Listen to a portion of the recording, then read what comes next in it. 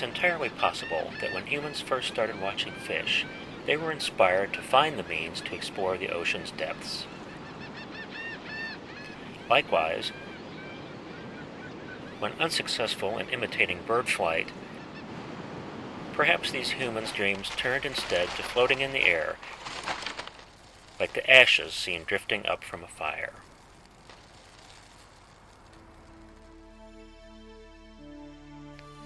Legend has Alexander the Great descending in a diving bell, and ancient Peruvians may have ascended into the sky. Yet 1,000 years would pass before Englishman William Bourne described an underwater boat, and Brazilian Bartolomeu Lourenço de Guzman would envision an air-traveling vessel. Warring navies drove innovation when they could not depend on the tide to carry buckets of burning pitch toward enemy vessels. The American Revolution saw a one-man boat, dubbed the Turtle, that operated barely submerged. A few years later, 2 French brothers harnessed the Chinese invention of paper to float it like ash from a fire. Following a test with animals, 2 French noblemen became the first aeronauts. In 1824, Irish visionary Joseph McSweeney published a volume on aerial navigation. In it he wrote, "Men construct submarine boats to destroy ships and fight on land and water. It would be too bad they should combat high in the air above land, after Christianity having preached peace for so many ages." But clash they did. In decades to come, inventors matched wits with nature and each other in the pursuit of practical airships and submarine boats. New technologies destined to be natural enemies.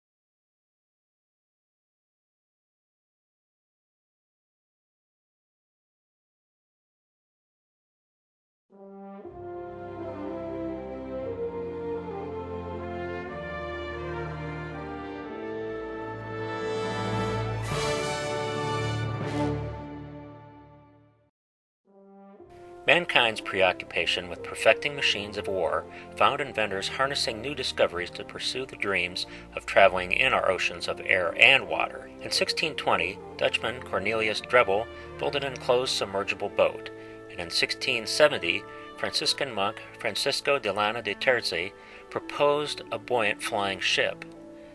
Decades of scientific discovery drove both concepts along parallel evolutionary paths. Just as Americans won their independence over in France, Anne-Jeanne and Marie-Noël Robert devised a method of dissolving rubber into silk to make a tight fabric light enough to float when filled with the newly perfected gas, hydrogen, from Professor Jacques-Alexandre Charles. Following Charles and Robert's first ascension in December 1783, colleagues Joseph-Guy Lussac and Jean-Baptiste Biot conducted scientific observations in baskets suspended from these new balloons ascending from Paris. Inventors perfected the enclosed water displacement vessel and the production of hydrogen gas to displace air long before anyone provided practical means of moving against the wind or current. The clockwork-powered Rotterdam boat went nowhere. The French were also the first to employ balloons to scout the enemy's movements. To move independently of the wind, Lieutenant Jean-Baptiste Marie Munier envisioned a surprisingly modern airship in 1784. Just a few years later, French Emperor Napoleon hired American Robert Fulton to build his Nautilus, a submarine boat capable of lowering its sail and hiding its hull underwater. Bavarian William Bauer constructed Le Plongeur Marine, which sank to the bottom and would not rise again. The 1852 Phillips submarine collapsed at 20 feet. That same year, Frenchman Henri Giffard's perfection of a lightweight steam engine allowed him to push his cigar-shaped hydrogen balloon independent of the wind. During the American Civil War, Dr. Solomon Andrews built his Arion motorless flying ship that made progress against a wind. Both Union and Confederate navies built man-powered boats, operated decks awash, that could progress against a tide. Several crews were drowned before the Confederate submersible Hunley successfully sank an anchored Union warship. Solomon Andrews went on to build a larger airship, but he went broke during Southern Reconstruction. Simon Krell built his Submarine Explorer in 1869, only to die in it, with the entire crew. Rufus Porter's creation was destroyed by a tornado. Even the Intelligent Whale, an experimental hand-cranked submarine, sank in its only test. Paul Henlein's 1872 airship used its lifting gas, derived from coal, to also power its engine, but the Austrian went broke trying to perfect a larger airship. French naval architect Charles-Henri Dupuy de Lome built a navigable balloon in the closing days of the Franco-Prussian War. Albert and Gaston Tissandier added an electric motor for their airship of 1883. French Army officers Charles Renard and Arthur Krebs constructed the electric-powered La France in 1884, the first airship to make a round trip. Renard and Krebs applied electric power to underwater propulsion as well, helping build Dupuy de Lome's pioneer Gymnote, the electric eel. These inventions inspired the imagination of writer Jules Verne, who noted their efforts and wrote of both submarines and flying ships. Swedish gunmaker Thorsten Nordenfeldt built steam-powered submarine boats, one firing a torpedo.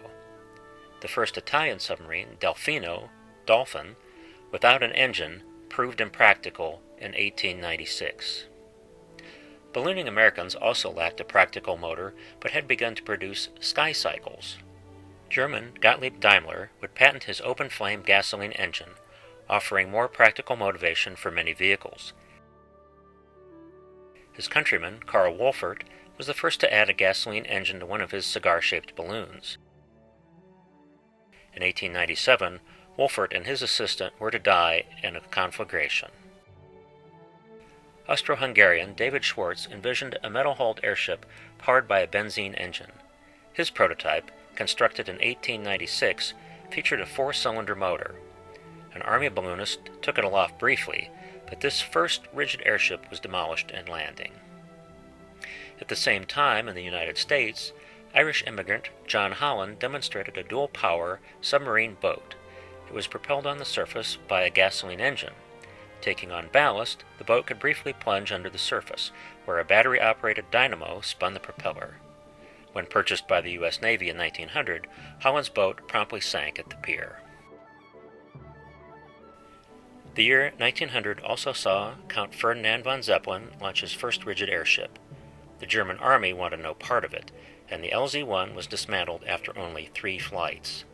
The following year, a young Brazilian in Paris, Alberto Santos Dumont, perfected his motorcycle engine-powered slender balloon and won a sizable purse flying a precise, timed course from the Aero Club around the Eiffel Tower.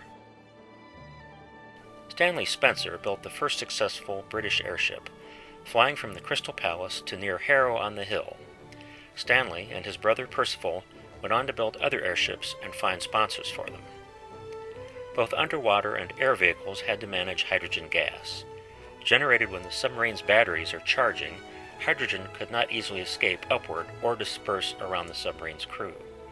Contained in the hull, the gas and air mix was easily ignited. While moored at the New York Navy Yard, the USS Holland suffered a battery explosion in August 1902. That same year, another Brazilian in France, Augusto Severo, rolled out his latest airship, Pax, Peace. The Pax featured a centerline frame to carry its propeller's thrust more evenly across the channeled envelope. When launched, the airship shot skyward, its safety vent dumping the hydrogen into the poorly ventilated frame slot. Some say the gasoline motor backfired, igniting the trapped hydrogen-air mix in the channel. The Pax ruptured. Severo and his mechanic fell to their deaths. Improved designs avoided trapping hydrogen gas in both submarines and airships. Manufacturing lifting gas was a time-consuming process not much improved since Thaddeus Lowe and his clever wagon-mounted hydrogen generator of 1862. During their war against the Boers in 1902, the British Army captain J.L.B. Templar was the first to compress hydrogen made with the field generator into flasks, so an observer could be sent aloft quickly as the battlefront advanced. During war games that year of 1902, the submarine Gymnote defeated a French battleship. Living long enough to see the invention he envisioned actually win war games, author Jules Verne predicted the submarine boat would bring peace, since it could sink any expensive vessel in the water. Yet even Depuis de Lomme's pioneer Gymnote itself sank pierside, damaged beyond practical repair. American Leo Stevens operated a motorized airship at Coney Island, while Alberto Santos Dumont built a series of motorcycle engine airships which he flew around Paris. He even took one airship out to sea and got a dunking in the Mediterranean. Santos Dumont was the first to envision the airship as a natural enemy of the newly developed underwater boats. Le dirigeable du XXe siècle doit devenir dès le début le grand. The 20th century airship must become, from the beginning, the great enemy of that other 20th century marvel, the submarine boat. While the submarine boat can do no harm to the airship, the latter, having twice its speed, can cruise about to find it, follow all its movements, and signal them to the warships against which it is moving. Indeed, it may be able to destroy the submarine boat by sending down to it long arrows filled with dynamite and capable of penetrating to depths underneath the waves impossible to gunnery from the decks of a warship. As if in answer, some navies reached the conclusion balloons could give a lookout a better view than the highest crow's nest. The streamlined observation balloons, then coming into service with armies, could also be taken to sea. Kite balloon observers could see submarine boats a good distance away and could spot for the ship's guns. The Americans built their second submarine, aptly named Plunger. President Teddy Roosevelt rode the Plunger and ordered extra pay for personnel serving in the silent service. Submariners were eventually paid $1 per dive. They used to say Uncle Sam bet them $1 they wouldn't come back up. Some didn't, but the Navy still considered submarine boat service to be shore duty. 1903 saw San Franciscan Dr. August Greth's California Eagle try to demonstrate aerial bombardment, although he got dunked for his trouble. Dr. Greth's friend, balloonist showman Thomas Baldwin, hit on the idea of using a Curtiss motorcycle engine to propel his cigar-shaped balloon around San Francisco. Quite a number of aeronauts brought their creations to St. Louis for the air races of 1904. Filling up for free from the city's hydrogen-rich gas mains, they competed with each other and the wind. When Captain Tom Baldwin's California Aero would not lift his bulk, his slender substitute, young balloonist Roy Knabenschue, became the airman celebrity of the day. In contrast to enraptured, aeronautics-minded crowds who pay to see them flying, the dangerous business of submarine boats went on all but unnoticed. British submarine A-1 was accidentally rammed in March 1904, and the entire crew drowned. Early in 1905, the British submarine A-5 exploded, killing 7 crewmen and injuring a dozen more. Submarine A-8 suffered an explosion in May and sank with the loss of her entire crew. Since few naval officers took the submarine boat to be much of a threat to anyone but submariners themselves, there were few resources devoted to anti-submarine defense. German Army Major August von Parsifal envisioned a powered version of his revolutionary kite balloon and launched the first such steerable craft in May 1906. One such craft would be sold to England, where Dr. Barton was flying his powered airship. The British Army hired an American, Samuel Cody, to finish their Nulli Secundus, second to none, which flew in 1907. Made of gold beater skin, the envelope was not waterproofed, so the airship was ruined in the first rain. An improved model was a bit more successful. In 1907, the British sub C-8 exploded, killing 3. British Admiral Sir Arthur Wilson described submarine boats as underhand, unfair, and damned un-English. Not to mention dangerous to their crews. Gasoline exploded in the American Grampus, killing a crewman. The French had even more underwater mishaps. 4 submarines sank at dockside in separate incidents. The French Army finally purchased 2 of Paul and Peter Lebaudet's airships, designed by Henri Julliot, La Patrie and La République, in 1908. The ships were great symbols of leading French technology and attracted crowds wherever they went. By then, the French Navy had acquired a fleet of submarine boats. Americans became enamored with their own crazy aeronauts and their fancy rubber cows. Roy Canavanchou toured the country, inspiring many others to follow in his footsteps and perform at public gatherings. Gas-bag men made larger and more innovative machines, powered by small engines turning homemade propellers. Traveling city to city, aeronauts like Horace Wilde would hook up and fill their rubber cows with city gas from the town main and astound the local populace. At the age of 10, Cromwell Dixon met Thomas Baldwin. With the help of his mother's sewing ability, Dixon constructed a large silk balloon coated with varnish. Suspending a metal support structure below the gas bag, Dixon took the pedaling mechanism from his bicycle and used it to drive a propeller. As years passed, the daring aeronauts thrilled crowds at fairs from coast to coast, earning a handsome box office and living long enough to enjoy it. Showmanship alone did not interest some airmen. American Walter Wellman had constructed his airship America, built a base at Spitsbergen, and made a serious attempt to reach the North Pole. In 1908, an airline was established as Count Ferdinand von Zeppelin's manager, Alfred Kolsman, ignored the military snub and built rigid airships to carry passengers on joyrides around Germany. Also in 1908, the American Army finally bought its first airship. The SC-1 was a creation of balloonist Tom Baldwin and motorcycle maker Glenn Curtiss. A hydrogen generating plant and the SC-1 were delivered to Fort Myer, Virginia in July. The airship was assembled and flown from a hangar erected on the Fort Myer parade ground. Lieutenant Benjamin Falloy was assigned as pilot. Captain Charles Chandler and Lieutenant Thomas Selfridge also flew the airship. That year, Glenn Curtiss had publicly demonstrated his so-called aeroplane, which rushed forward and off the ground for a few seconds without the benefit of a gas bag for lift. The Wright brothers, 2 bicycle mechanics from Ohio, had catapulted to flight 5 years earlier, but when they tried to sell their latest flying machine to the Army, it crashed, killing the Army observer, Lieutenant Selfridge.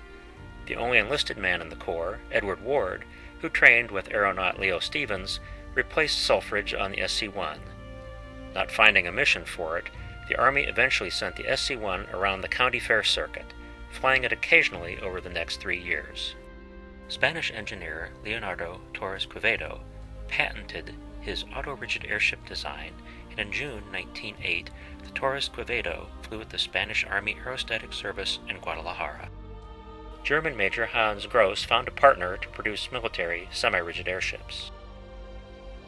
Across the Channel, the British ETA introduced the innovation of suspension patches attached to the hydrogen bag, thereby eliminating the balloon net. May 1909 saw the British Army fly the 20,000 cubic foot Baby. Submarine pioneer Captain Reginald Bacon saw the military potential of the airship and pushed for the creation of a Royal Navy air arm. 1909 also saw a gasoline tank in the Italian submarine Foca explode, injuring 12 men and sinking the boat.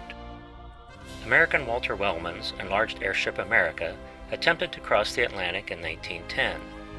The America was the first to transmit wireless messages from the air to be received by a ground station and ships at sea, and made a respectable 1,000 miles in 71 hours before the travelers took to their lifeboat. In April 1910, the Japanese submarine No. 6 was lost with all hands.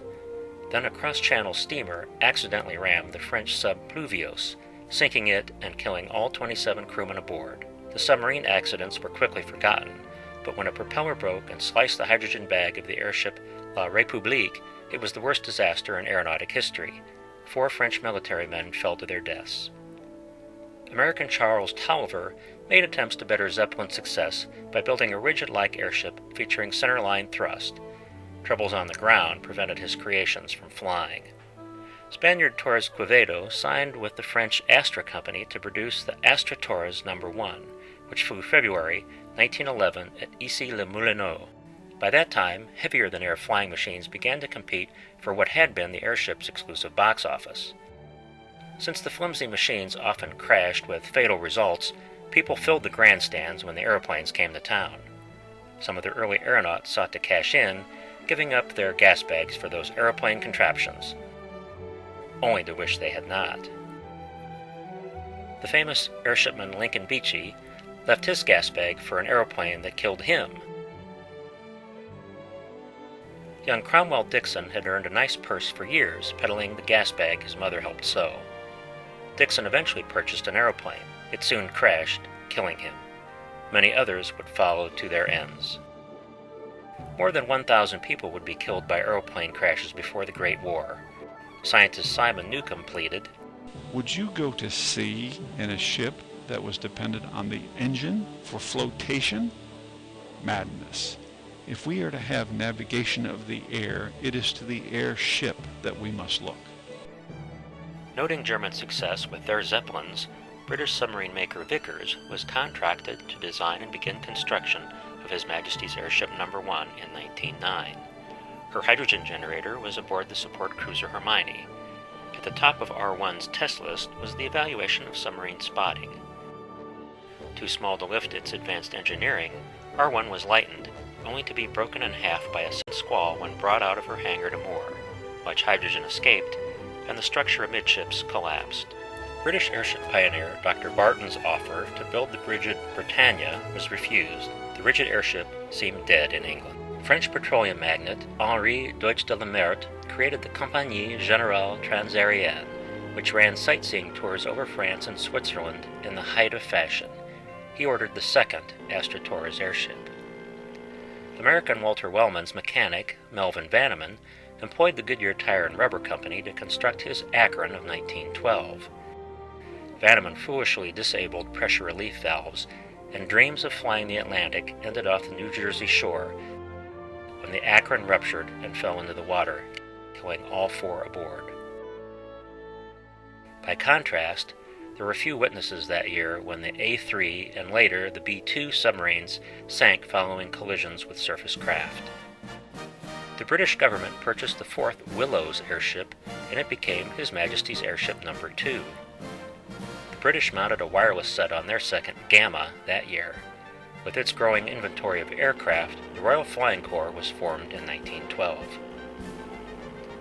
Following years of successful civilian passenger airship operations, the German military finally ordered a Zeppelin in April 1912. Immediately, the French army ordered an Astra Torres almost as large as a Zeppelin and christened her Pilatre de Rosier. Italian airship design was dominated by the semi-rigid airship under Enrico Forlanini. The Italian army was the first to use airships in battle, dropping hand grenades on Arab tribesmen in 1912. The first war airship, the P-1, based at Benghazi, got shot up when attacking the Turks.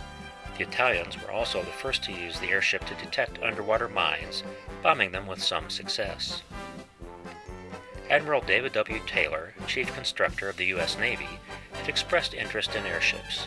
He dispatched Lieutenant Commander Jerome C. Hunsaker, working on his master's at MIT during the summer of 1913, overseas to make a study of European aviation. Hunsaker bought a ticket on the Victoria Louise. At the end of August 1913, the U.S. Navy's General Board recommended the Navy acquire an air fleet, including airships. The rubber cow was giving way to the passenger airship as people paid good money for a thrilling ride around the city's rooftops. The city of Pasadena sought to earn a profit carrying passengers. Zeppelin's amazing safety record ended in September 1913. The military L-1 was overcome by a storm and dumped her crew in the ocean, where 13 of the 22 drowned. Just 5 weeks later, their L-2 caught fire and fell aflame, killing all 28 aboard. Morale was at rock bottom, and a plan for 10 naval airships was scrapped. Recovering, the German Navy appointed young Korvettenkapitän Peter Strasser to be the new Naval Airship Division commander. A new Zeppelin was ordered and delivered in June. The French had completed no fewer than 30 non-rigid and 9 semi-rigid airships, exporting several models before the war. Rival firms of Clement Bayard and Zodiac competed with the original Chalet Moudon works to produce ever larger and more advanced airships. The French submarine Vendémiaire sank after colliding with the battleship Saint Louis. A second British airship base at Kingsnorth on the Isle of Grain was begun to supplement Farnborough as 2 more Astra Torres airships were ordered.